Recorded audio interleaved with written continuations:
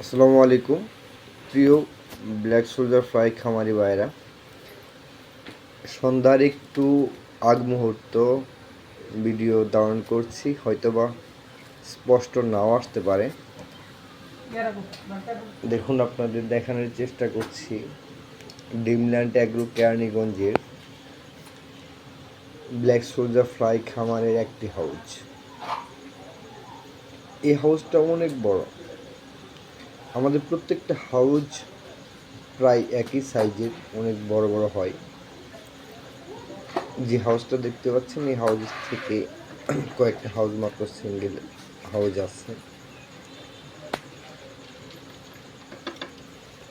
দেখুন, লার্ভার হাউজে খাবার দেওয়া হচ্ছে।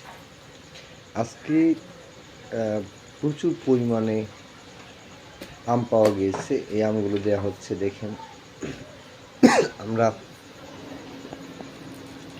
লার্ভার হাউজে আম দিচ্ছি। লার্ভাগুলো দেখেন, এখানে যা পিউপা হয়েছে, কারো দেখতে পেয়েছেন আপনারা অবশ্যই। যা পিউপা হয়েছে তা কিন্তু নিজেদের মতো করে ড্রেনে পড়ে যাবে। দেখেন হাউসগুলো, এখানে লার্ভা থেকে যে পিউপাগুলো হবে, এই পিউপাগুলো সহজে খাবারের স্থান ত্যাগ করে সরে যাওয়ার উপায় আছে।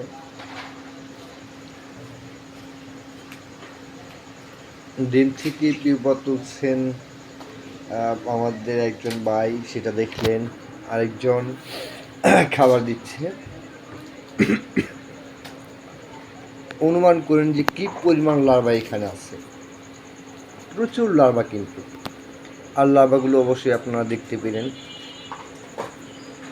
শুধুমাত্র হাউজ, আজকের হাউজে এই হাউসটাতে খাবার দেয়া, অন্য হাউসগুলোতে খাবার দেওয়া শেষ হয়েছে। এখন সন্ধ্যার আগ মুহূর্তে এই হাউসটাতে খাবার দিতে এসে মনে হলো যে একটা ভিডিও ধারণ করি, আপনাদের দেখানোর চেষ্টা করছি। একটা বার্তা দেওয়া দরকার অবশ্যই, যেটা আপনাদের জন্য কাজের হবে। হাউস দেখা, খাবার দেয়া এটা ততটা কাজের না। দেখতে পাচ্ছেন আমাদের ওই যে কালো কালো যেটা দেখা যাচ্ছে, ওইগুলো হচ্ছে মাংসের টুকরা, বড় বড় মাংসের টুকরা। এইগুলো হচ্ছে আম। এখন এই যে আমগুলো এখানে দেয়া হয়েছে। হাউস যেটা আপনারা দেখতে পাচ্ছেন, এই হাউসটা কিন্তু ওই যে দেখেন, হ্যাঁ, কালো কালো ওইগুলো পিপা, ওরা কিন্তু এখনই উপর দিকে মুভ করা শুরু করেছে। অর্থাৎ ভেজার যে জায়গাটা আছে সেটা ত্যাগ করে চলে যাবে।